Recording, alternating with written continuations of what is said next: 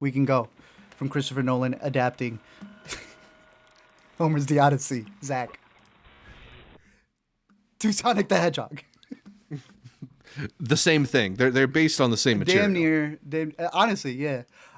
Sonic the Hedgehog 3 beating out Lion King? Was that the end result? Yeah. I think in the end... Let me pull that up. Might have even close to double, at least domestically. It didn't win worldwide, but here in the U.S., Sonic is king. Not Sonic Mufasa. with double. 35 to 62 million.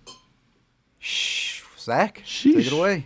I mean, what do you think of Sonic the Hedgehog 3? I enjoy these movies. Like, yes, they are IP-driven Easter egg bait, but like, I think this is a franchise that gives an unordinary amount of screen time to comedic talent doing their thing.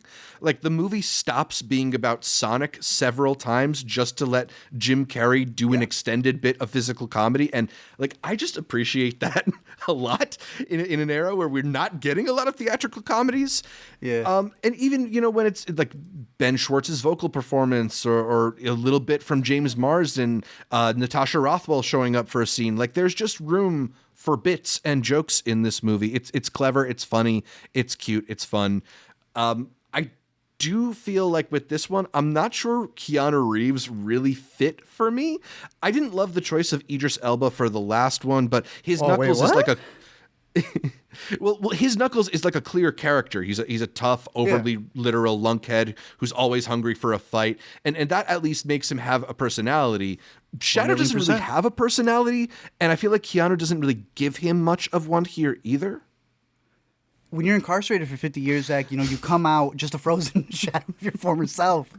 What I will agree with you here is I liked Idris Elba in the last one.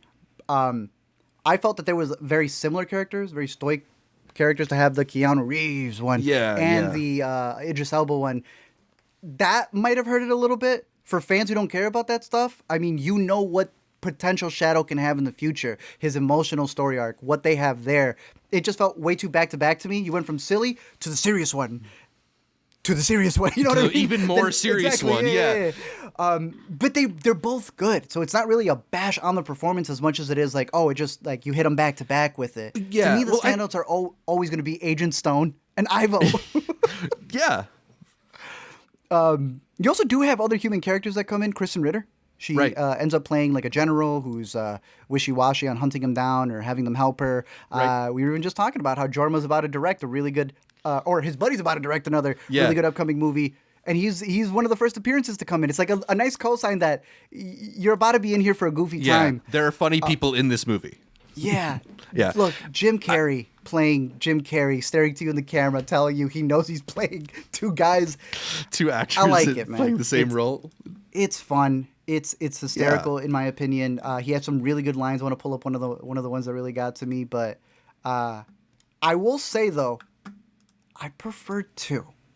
I know a lot of people are like, some people have not even been on the train. All of a sudden, they Sonic fans. They got here faster than him. Mm-hmm. I think I like 2 just a little more. Yeah, I mean, I would say that this is my least favorite of the 3. I think these movies are maybe becoming just a tad overstuffed with the characters because the plot now feels like it's moving fast just because I think they have so many mouths to feed. It's a little hurried. I know his catchphrase has got to go fast. I kind of want them to just slow things down a little. There was one point where the actors from the previous movie were like, I guess we're not going to quickly find a way to get him in here. Exactly, right? Like 1, 2, 3, let's get the plot back in motion. But I was good. I like that they were there. My ranking would probably go 2, 3, 1, I think so far. Yeah. I might go 2, 1, 3. 2, 1, 3? But yeah, against my better judgment, they're all movies that I enjoy and even with some slight hesitations, recommend. I mean, the hardest I feel like I've heard Caitlin laugh in weeks was Jim Carrey dancing to the Chemical Brothers and Q-Tip. Maybe this is what me not caring what you think I look like looks like. Bro, I almost died. I was like, no, you delivered that so well. I love Jim Carrey. I want to see more Jim Carrey. I'm glad Sonic the Hedgehog is what unretired him and he's still here, but I want to see him do more roles. You were bringing up Michel Gondry, and we're looking back at that filmography, and it's like, Carrey, you're still with us. I love this. Balance it out. Give me something serious as well. But Sonic the Hedgehog out in theaters. I'd recommend Adobe for it. I didn't get to catch the 40X, but I very explicitly made a video about how crazy the 40X experience was for the last one. I think that's what these movies are what that format is made for. Where you standing with it? I'm going to give this one a 3. I think I've given all of them a 3, but I went 3.5. They're enjoyable.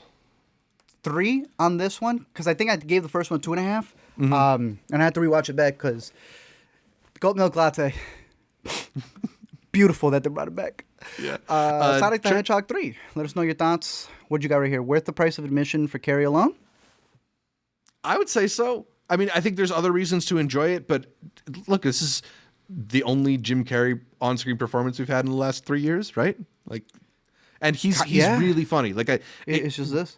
This is funnier to me than like The Grinch. So yeah.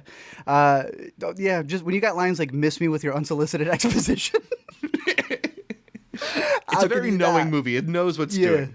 Yeah. So again, Sonic's going full throttle. He's going forward with it. Let us know your thoughts down below for Sonic 3, the better movie of the weekend, surprisingly.